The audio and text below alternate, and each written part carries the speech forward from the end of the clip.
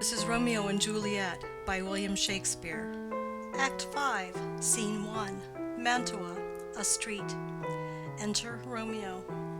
Romeo, if I may trust the flattering eye of sleep, my dreams presage some joyful news at hand.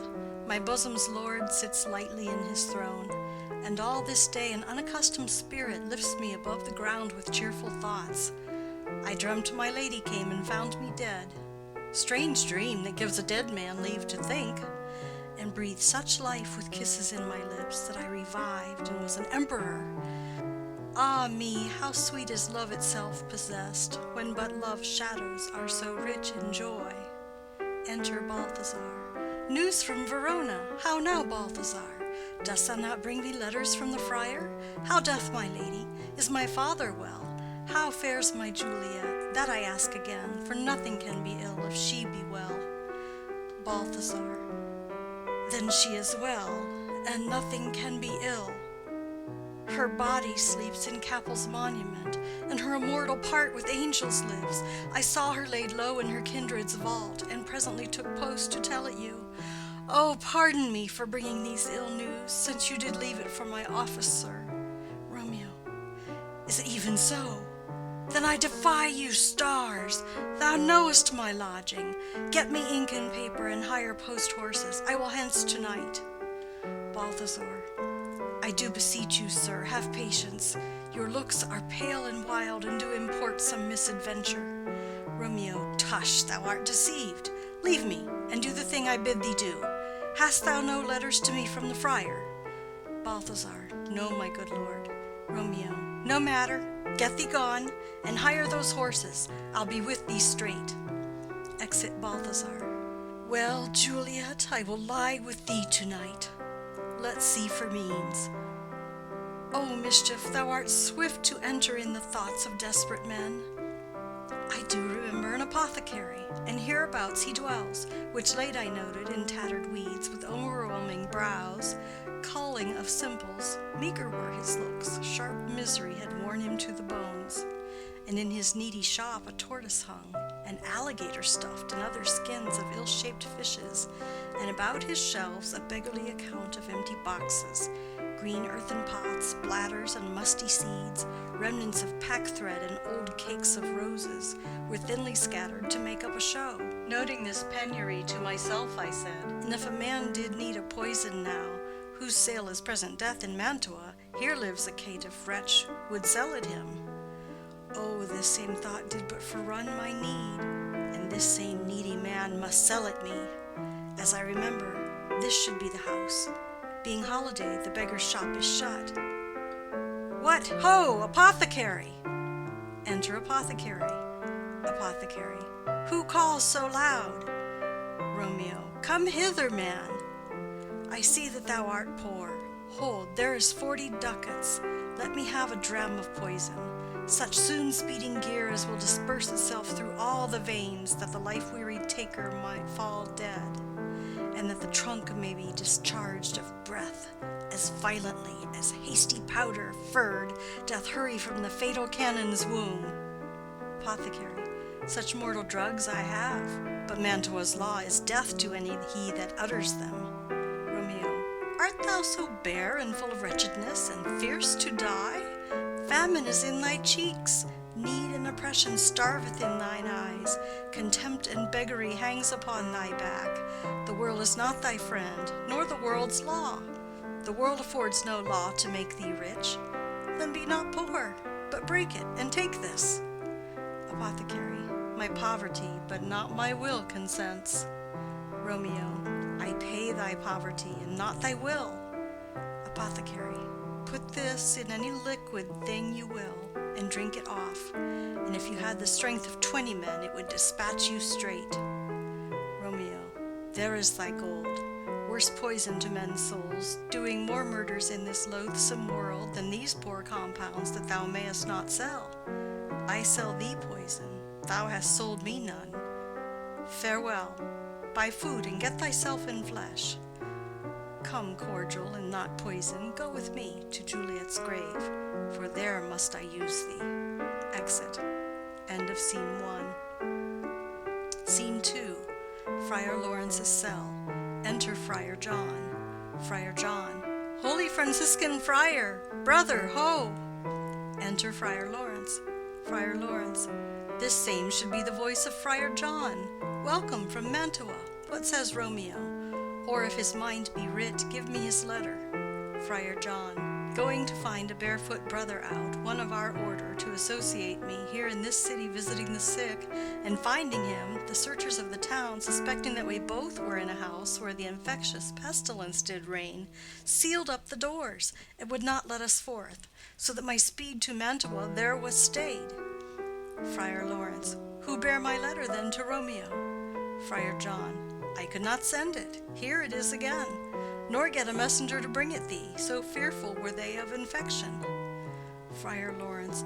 Oh, unhappy fortune! By my brotherhood, the letter was not nice, but full of charge of dear import, and in neglecting it may do much danger.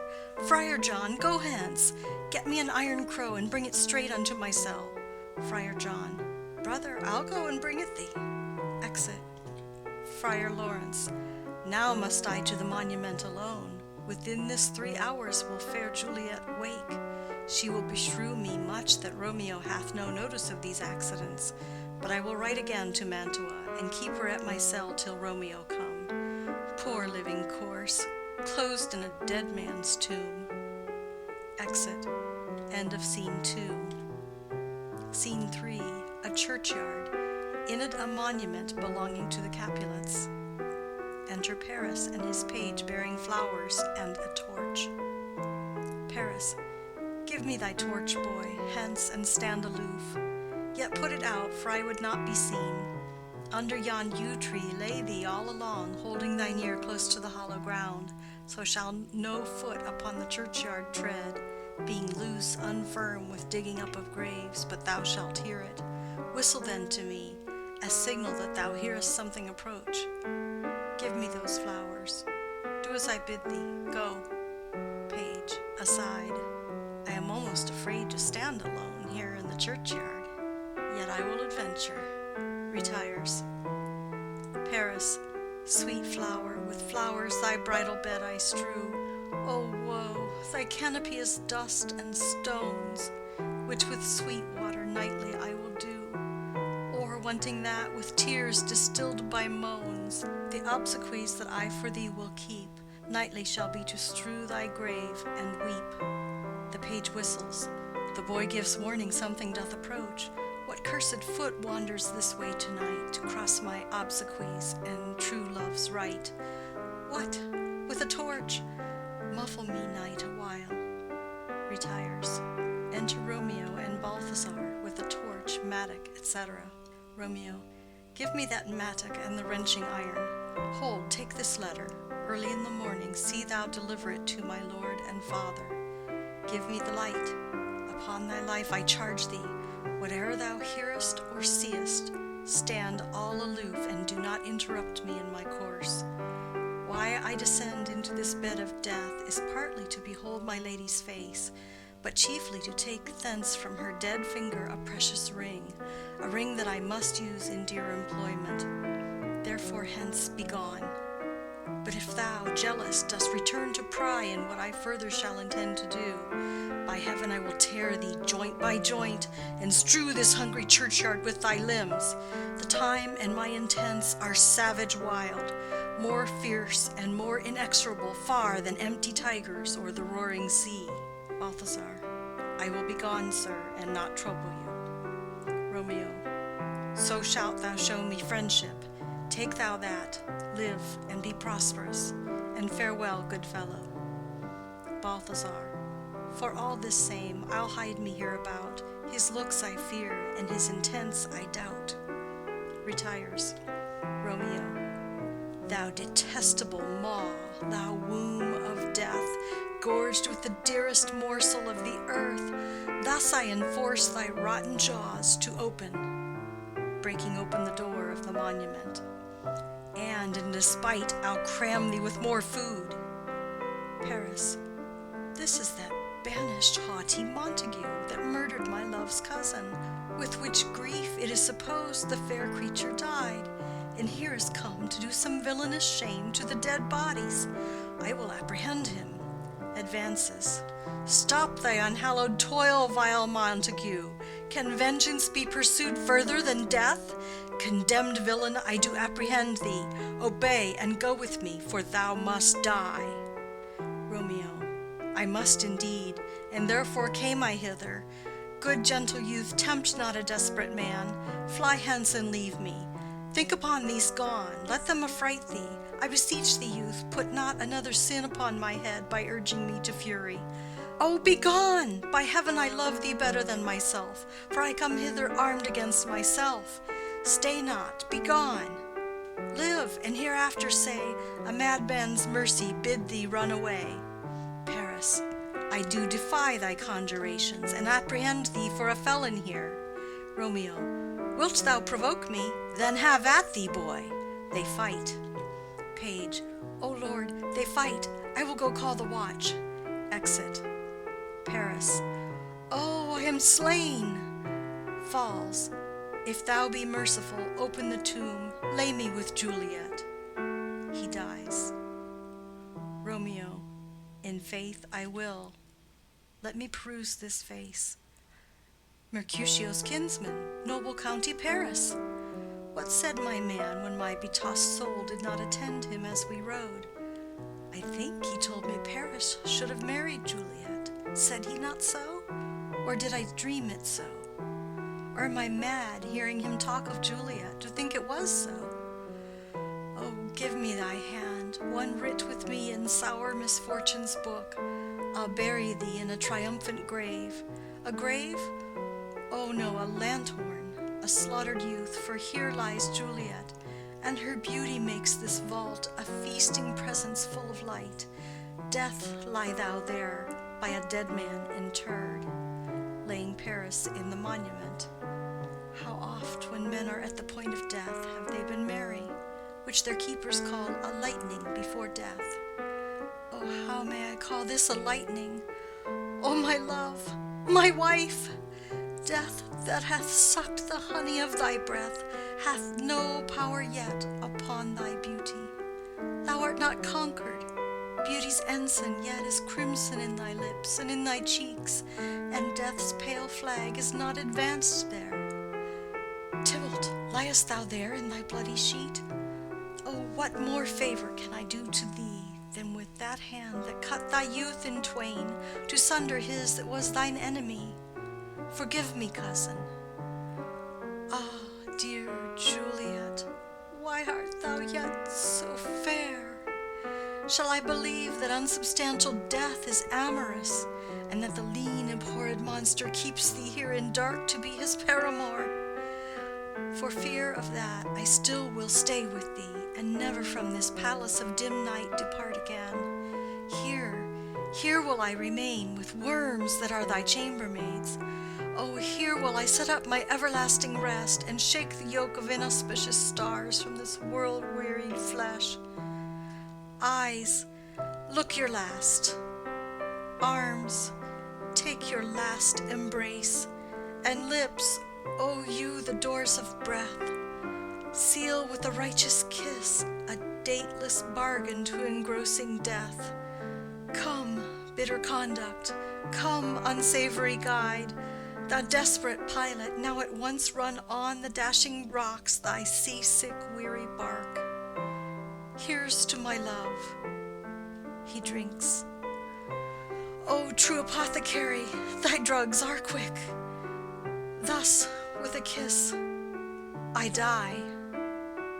He dies. Enter at the other end of the churchyard Friar Lawrence with a lantern, crow, and spade. Friar, Saint Francis be my speed. How oft tonight have my old feet stumbled at graves. Who's there? Who is it that consorts so late the dead?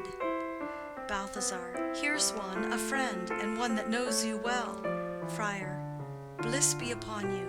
Tell me, good my friend, what torch is yond that vainly lends his light to grubs and eyeless skulls? As I discern, it burneth in the Capul's monument. Balthazar, it doth so, holy sir. There's my master, one that you love. Friar, who is it? Balthazar, Balthazar. Romeo. Friar. How long hath he been there? Balthazar. Full half an hour. Friar. Go with me to the vault. Balthazar. I dare not, sir. My master knows not but I am gone hence, and fearfully did menace me with death if I did stay to look on his intents. Friar. Stay then, I'll go alone. Fear comes upon me. Oh, much I fear some ill unlucky thing. Balthazar. As I did sleep under this yew tree here, I dreamt my master and another fought, and that my master slew him. Friar. Romeo. Advances. Alack, alack, what blood is this which stains the stony entrance of this sepulchre? What means these masterless and gory swords to lie discolored by this place of peace? Enters the monument. Romeo! O pale! Who else? What? Paris too, and steeped in blood. Ah, what an unkind hour is guilty of this lamentable chance. The lady stirs. Juliet wakes and stirs. Juliet. O comfortable friar, where is my lord? I do remember well where I should be, and there I am. Where is my Romeo? Noise within. Friar. I hear some noise. Lady, come from that nest of death, contagion, and unnatural sleep. A greater power than we can contradict hath thwarted our intents. Come, come away. Thy husband in thy bosom there lies dead, and Paris too. Come, I'll dispose of thee among a sisterhood of holy nuns. Stay not to question, for the watch is coming. Come, go, good Juliet. Noises within. I dare no longer stay. Juliet. Go, get thee hence, for I will not away. Exit Friar Lawrence. What's here? A cup, closed in my true love's hand. Poison, I see, hath been his timeless end. O churl, drink all and left no friendly drop to help me after. I will kiss thy lips. Haply some poison yet doth hang on them, to make me die with a restorative. Kisses him. Thy lips are warm. First watch, within. Lead, boy, which way? Juliet. Yea, noise? Then I'll be brief. O happy dagger, snatching Romeo's dagger. This is thy sheath. Stabs herself. There rest, and let me die. Falls on Romeo's body, and dies. Enter watch with the page of Paris. Page. This is the place, there where the torch doth burn. First watch. The ground is bloody. Search about the churchyard. Go, some of you, whoe'er you find, attach. Exeunt some of the watch. Pitiful sight! Here lies the county slain, and Juliet bleeding, warm and newly dead, who here hath lain this 2 days buried. Go tell the prince, run to the Capulets, raise up the Montagues, some others search. Exit others of the watch. We see the ground whereon these woes do lie, but the true ground of all these piteous woes we cannot without circumstance descry. Re-enter some of the watch with Balthazar. Second watch. Here's Romeo's man. We found him in the churchyard. First watch. Hold him in safety till the prince come hither. Re-enter others of the watch with Friar Lawrence. Third watch. Here is a friar that trembles, sighs, and weeps. We took this mattock and this spade from him as he was coming from this churchyard side. First watch. A great suspicion. Stay the friar too. Enter the prince and attendants. Prince, what misadventure is so early up that calls our person from our morning's rest? Enter Capulet, Lady Capulet, and others. Capulet, what should it be that they so shriek abroad? Lady Capulet, the people in the street cry Romeo, some Juliet and some Paris, and all run with open outcry toward our monument. Prince, what fear is this which startles in our ears? First watch. Sovereign, here lies the county Paris slain, and Romeo dead, and Juliet dead before, warm and new killed. Prince, Search, seek, and know how this foul murder comes. First watch. Here is a friar and slaughtered Romeo's man, with instruments upon them fit to open these dead men's tombs. Capulet. O heaven, O wife, look how our daughter bleeds. This dagger hath mistaken. For lo, his house is empty on the back of Montague, and it missheathed in my daughter's bosom. Lady Capulet. O me, this sight of death is as a bell that warns my old age to a sepulchre. Enter Montague and others. Prince. Come, Montague, for thou art early up, to see thy son and heir more early down. Montague. Alas, my liege, my wife is dead tonight. Grief of my son's exile hath stopped her breath. What further woe conspires against mine age? Prince. Look, and thou shalt see. Montague. O thou untaught, what manners is in this, to press before thy father to a grave? Prince. Seal up the mouth of outrage for a while, till we can clear these ambiguities, and know their spring, their head, their true descent. And then will I be general of your woes, and lead you even to death. Meantime forbear, and let mischance be slave to patience. Bring forth the parties of suspicion. Friar. I am the greatest, able to do least, yet most suspected, as the time and place doth make against me of this direful murder. And here I stand, both to impeach and purge myself condemned and myself excused. Prince, then say at once what thou dost know in this. Friar. I will be brief, for my short date of breath is not so long as is a tedious tale. Romeo, there dead, was husband to that Juliet, and she, there dead, that Romeo's faithful wife. I married them, and their stolen marriage day was Tybalt's doomsday, whose untimely death banished the new-made bridegroom from this city, for whom, and not for Tybalt, Juliet pined. You, to remove that siege of grief from her, betrothed, and would have married her perforce to county Paris. Then comes she to me, and with wild looks bid me devise some means to rid her from this second marriage, or in my cell there she would kill herself. Then gave I her, so tutored by my art, a sleeping potion, which so took effect as I intended, for it wrought on her the form of death. Meantime I writ to Romeo that he should hither come as this dire night, to help to take her from her borrowed grave, being the time the potion's force should cease. But he which bore my letter, Friar John, was stayed by accident, and yesternight returned my letter back. Then all alone at the prefixed hour of her waking came I to take her from her kindred's vault, meaning to keep her closely at my cell till I conveniently could send to Romeo.